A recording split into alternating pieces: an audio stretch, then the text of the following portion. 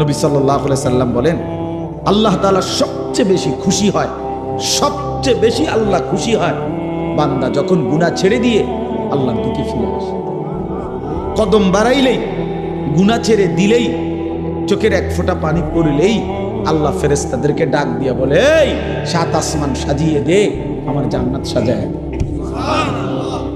ফেরেশতারা সাজায়া দিয়া বলে, আল্লাহ আসমান কেন সাজাইলেন, জান্নাত কেন সাজাইলেন? রব্বুল আলামিন বলে, আসলাহাল আবদু মাওলাহু। শোনো, এক গোলাম আজকে তার মুনিবের সাথে সম্পর্ক ঠিক করে ফেলছে। আমার এক গোলাম আমার থেকে চলে গেছিল রে বহুদিন, ওই আমারে অনেক দিন সেজদা দেয় নাই, অনেক দিন সে আমারে ডাকে নাই, বহুদিন হয় সে হালাল খায় নাই, অনেক দিন আমার নাফরমানি করছিল, আজ সে আমার কাছে ফিরে আসছে। আমার বান্দা তওবা করছে, আমার বান্দা নিজের ভুল বুঝতে পারছে, পেছনের গুনাহ ছেড়ে দিয়েছে, আগামীতে করবে না ওয়াদা দিছে। এই জন্য আমি এই খুশিতে আসমান সাজিয়ে দিলাম, জান্নাত সাজিয়ে। এই জন্য বান্দা যখন আল্লাহর দিকে ফিরে আসে, ঝুঁকে আসে, আল্লাহ তাআলা ভীষণ খুশি, ভীষণ খুশি। ইন আতাইতানি লাইলান আতাইতুকা লাইলান ওয়া ইন আতাইতানি নাহারান আতাইতুকা নাহারান। হাদিসে কুদসি এটা।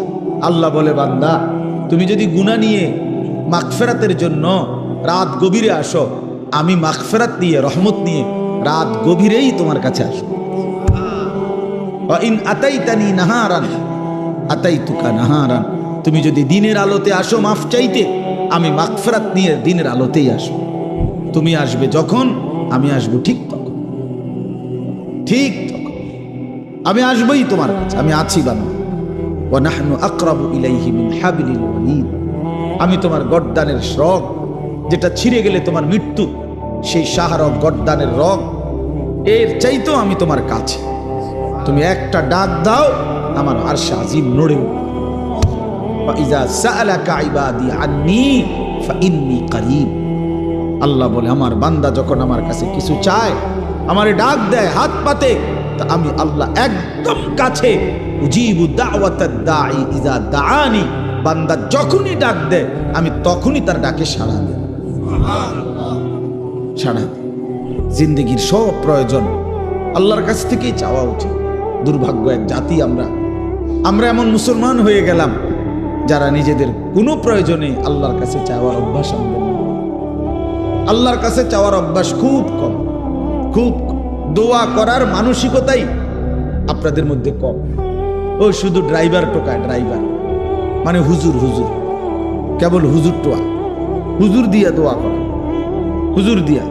আরে ভাই, হুজুর দিয়ে দোয়া করা নিষেধ না, হুজুর দোয়া করবে ঠিক আছে, কিন্তু নিজের আহাজারি, নিজের চোখের পানি, নিজের কান্না, নিজের আরজি নিজেই আল্লাহর কাছে পেশ করা উচিত।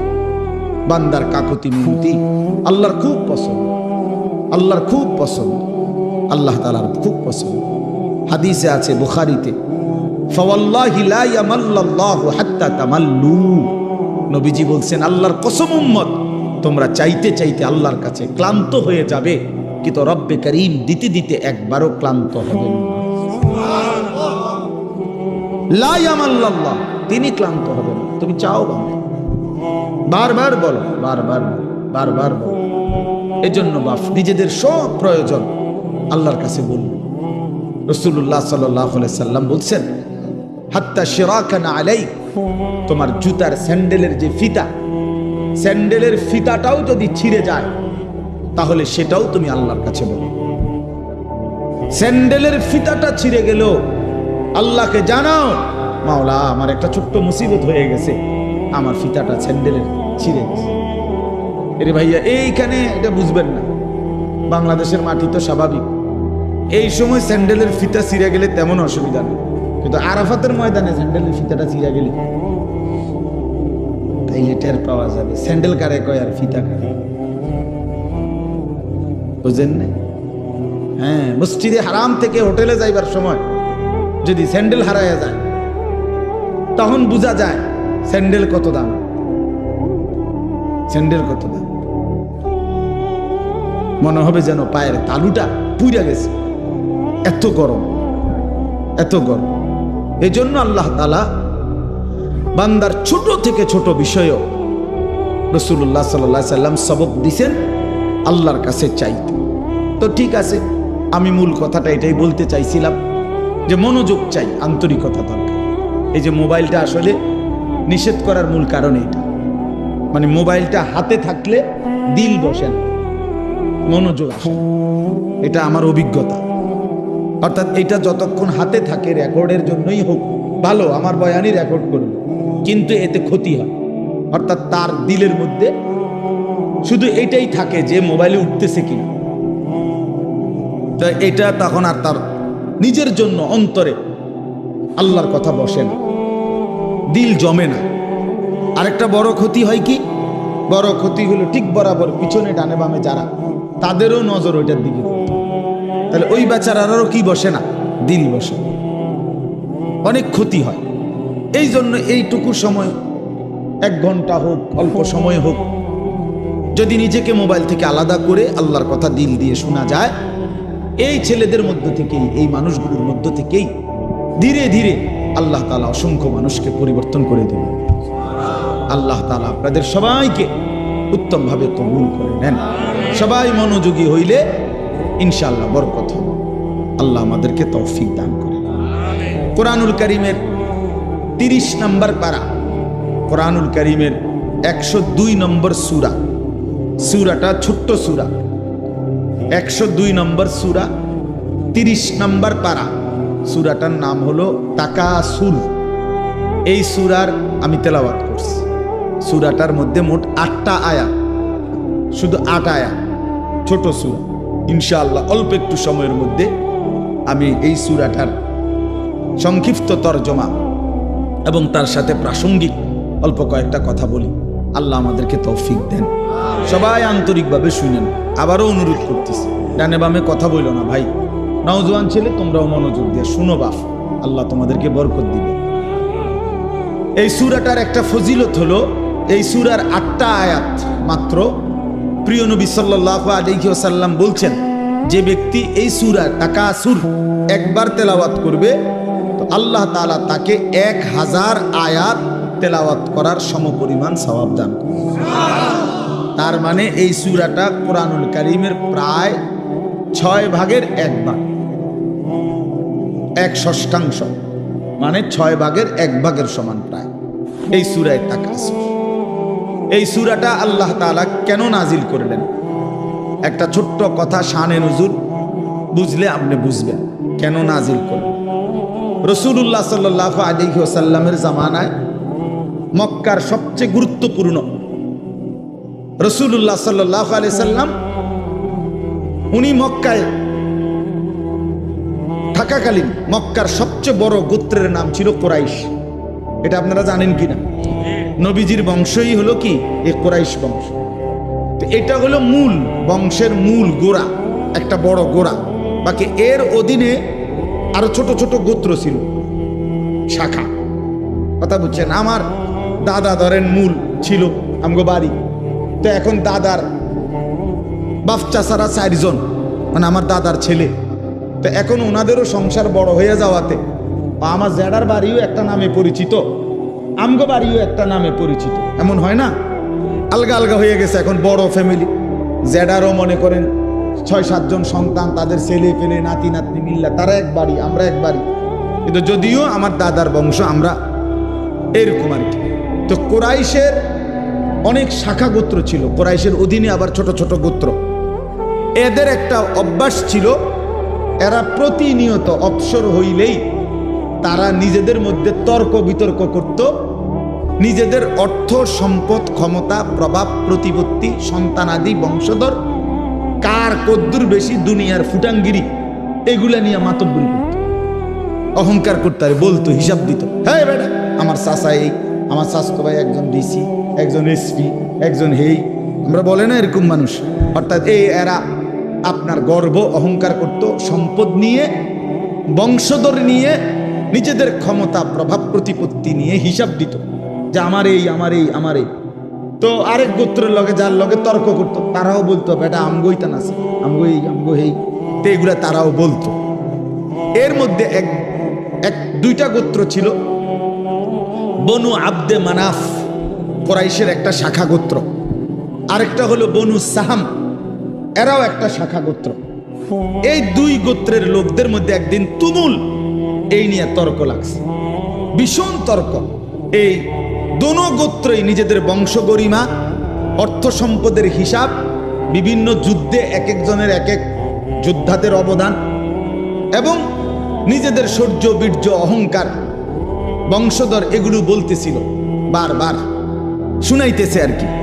হেরাও কইতেছে বনু সাহাম বনু আব্দে মানাফ, দোনো পক্ষ বলতে বলতে অবস্থা দাঁড়াইছে এই, ওই বনু সাহাম গোত্র যারা, তারা দেখছে যে হিসাবে বনু আব্দে মনাফের সংখ্যা বাইরে গেছে, মানে বেশি হয়ে গেছে।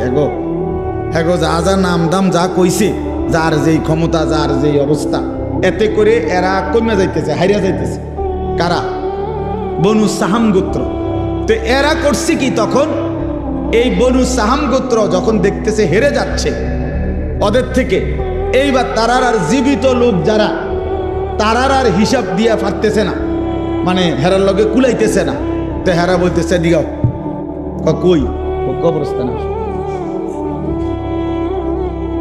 কই আসো, কবরস্থানে আসো। হ্যাঁ বেটা কবরস্থানে, মরে গেলে কি আমরা মরা গুলোর হিসাব লয় বেটা। আমার যে চাচা মারা গেছে আমি কি আসছিল জানো নি বেটা, যেটা কি আসছিল এই গেছে এবার কোথায়, কবরস্থানে গেছে, মানে মরা মানুষ সহ। যে বেচারা মরে গেছে তারও শান্তি নাই। এইবার সে কবরস্থানে তারা মানে দেখাইয়া মৃত মানুষদের হিসাব দিয়া নিজেদের বড়াই করতে শুরু করছে। কথা বুঝছেন কিনা বলে? অথচ জীবিত শেষ করে শেষ পর্যন্ত পৌঁছে গেছে কবরস্থান। মৃত মানুষদেরকে নিয়েও দুনিয়ার এই গর্ব, অহংকার, বড়াই, ক্ষমতার বড়াই, সম্পদের বড়াই, বংশের বড়াই, পরিবার জনজনের বড়াই, এই করতেছি, এইটা করতেছে। এমনকি মৃত মানুষদেরকে পর্যন্ত টেনে আনছে। এই অবস্থায় তাদের এই দিবানিশির এই তর্ক, এর মধ্যে যখন এই গোত্রটা বেশি বাড়াবাড়ি করলো, মানে কি করলো, যে জীবিতদেরকে দিয়ে না ফাইরা শেষ পর্যন্ত কই গেল, কবরস্থানে গেল। তখন তারা এই প্রেক্ষাপটে আল্লাহ পাক রব্বুল আলামিন তাদের এই আলোচনা যে হায় মানুষ, তোমরা দুনিয়ার জন্য দুনিয়াতে ডুবে গিয়ে দুনিয়ার অর্থ, বিত্ত, সন্তান, পরিবারের অহংকার করতে করতে শেষ পর্যন্ত কবরে পৌঁছাও হিসাব দিতে শুরু করলা দুনিয়া, অথচ আখিরাতকে ভুলে গেল। নিজেদের কবর ভুলে গেলা, তাদের কবরে কি হচ্ছে তাও ভুলে গেলা, আখিরাত আর পরকালকে ভুলে গেলা। বান্দা এটা কি করছো, তুমি কি করছো? এভাবে বুঝি সবাই তোমরা দুনিয়ার মধ্যেই ডুবে গেলা, আখিরাতকে ভুলে গেলা। কামটা কি করতেছো তোমরা? এটা কি কোনো কাজ হইল? এটা কি কোনো কথা হইল বান্দা? এই আল্লাহ তাআলা তখন এই অবস্থার প্রেক্ষাপটে কোরআনুল কারীমের এই সূরাটি আল্লাহ তাআলা নাজিল করেছেন। সূরাটির নাম কি? তাকাসুর। বলেন তো সবাই। 102 নম্বর সূরা। কত নম্বর? 30 নম্বর পারা, 102 নম্বর সূরা। শুনলে ভালো বাপ, আপনি যদি আগের থেকে সিদ্ধান্ত নেন আপনি বুঝতেন না, তো আমি জীবনেও বুঝতেন। আর যদি আপনার দিলে থাকে আল্লাহর কথা আমার জন্য বুঝার জন্য, আল্লাহর কসম, আপনি যদি একেবারে গণ্ডমূর্খ হন, টিপসই দেন, নামও লিখতে পারেন না, আল্লাহর কসম কোরআন আপনার জন্যও সহজ। প্রিয় ভাই, তোমরা যারা স্কুলে পড়ো, কলেজে পড়ো, বন্ধু আমার, তোমাদের যতগুলো বই পড়ছো তার চাইতেও কোরআন সহজ। কোরআন সহজ। কোরআনুল কারীম তোমার বাংলা, অঙ্ক, ইংরেজি, পদার্থ, জীববিজ্ঞান বইয়ের চাইতেও সহজ। বুঝার জন্য আল্লাহ তাআলা সহজ করে দিয়েছে। ওয়ালাকাদ ইয়াসসারনাল কুরআনা লিযিকর ফাহাল মিন মুদ্দাকির। আল্লাহ তাআলা বলে, বান্দা শুনো, আমি অবশ্যই কোরআনকে বুঝার জন্য, শেখার জন্য, পড়ার জন্য, তেলাওয়াতের জন্য, তাফসীরের জন্য, ব্যাখ্যার জন্য, এমনকি আমল করার জন্য আমি আল্লাহ কোরআনুল কারীমকে সহজ করে দিয়েছি। ফাহাল মিন মুদ্দাকির, কে আছো উপদেশ গ্রহণকারী আমার কোরআন থেকে কিছু নিবা? আল্লাহ ডাক, ওহ মালিক যেন ফেরিওয়ালা, কুদরতি ভাবে আল্লাহ যেন ডাক দিচ্ছে, বান্দা এই আমি এক কোরআন নাজিল করেছি, 23 বছরে আমার বন্ধুর কাছে তোমাদের জন্য সব কিছু বলে দিয়েছি, একদম সহজও করে দিয়েছি। কে আছো তোমরা এখান থেকে উপদেশ নিবা? কে আছো তোমরা এখান থেকে জিন্দেগি গঠন করবা? কে আছো এখান থেকে জীবনের বুঝি নিবা? কে আছো এখান থেকে দুনিয়ার কর্তব্য বুঝে নিবা, আখিরাতের দায়িত্ব বুঝে নিবা? আল্লাহ যেন ডাকতেছে, ফাহাল মিন মুদ্দাকির, কে আছো তোমরা? কে আছো? আসো। কোরআনুল কারীমে বন্ধু, ইয়া আইয়ুহাল্লাযীনা আমানু, হে ঈমানদারগণ, হে ঈমানদারগণ, হে মুমিনগণ, আল্লাহর কসম বাপ 89 বার, 8 9 89, মোট 89 বার আল্লাহ তাআলা আমাদেরকে ডাক দিয়েছেন, হে মুমিনগণ, হে মুমিনগণ, হে ঈমানদার। আচ্ছা, একটা বার ইনসাফের সাথে যুবক ভাই তুমি ভাবো, আর কতবার ডাকলে তোমার মালিক তুমি নামাজ পড়ো? 89 বার তোমার মালিক তোমারে ডাকছে, আর কতবার বললে তুমি সেজদা দিবে?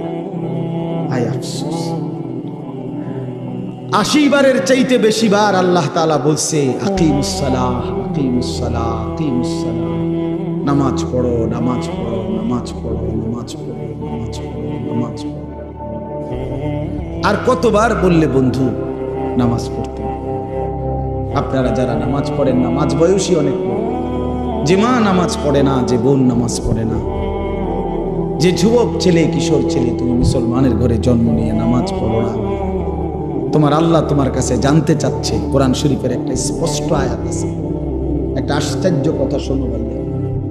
কোরআন শরীফে 29 নম্বর পারায় একটা সূরা আছে, সূরায়ে মুরসালাত।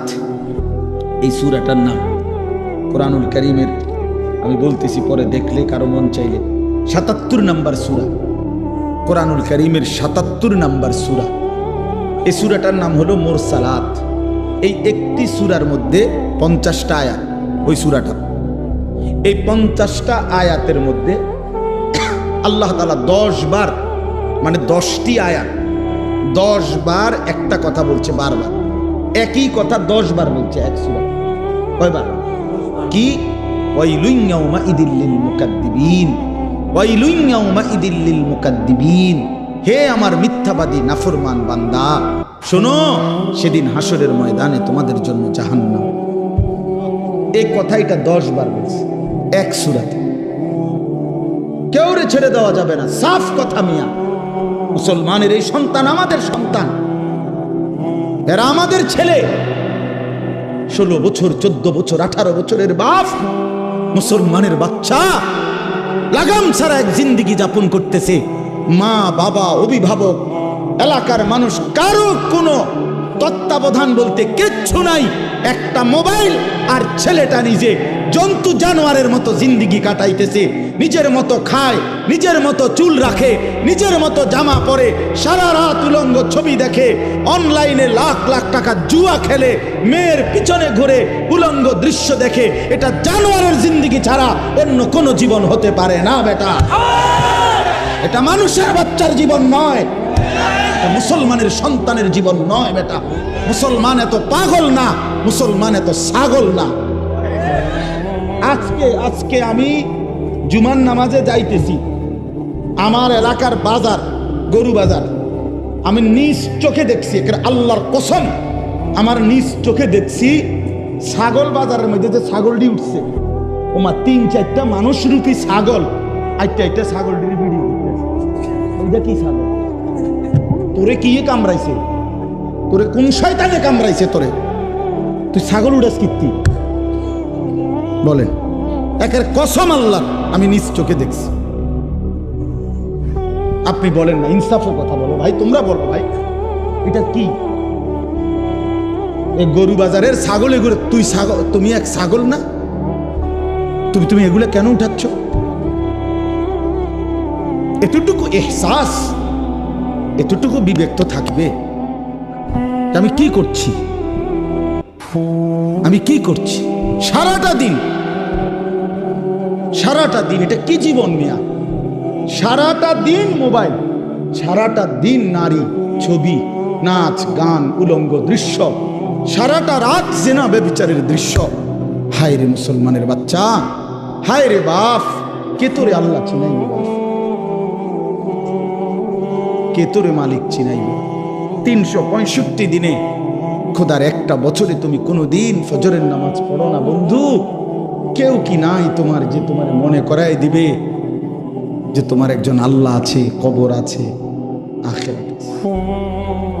আহা, মা কোথায়, বাবা কোথায়? কেউ তার প্রতি কোনো মায়া নাই। এই ছেলেটা নষ্ট হয়ে যাইতেছে, চরিত্রহীন হয়ে যাইতেছে, চোখের সামনে একটা সুন্দর জীবন শেষ হয়ে যাচ্ছে, কারোর কোনো আফসোস নেই। আফসোস নেই। নারী দেখতে দেখতে, ছবি দেখতে দেখতে, বন্ধুদের আড্ডা দিতে দিতে ছেলেটা শেষ হয়ে যাইতেছে।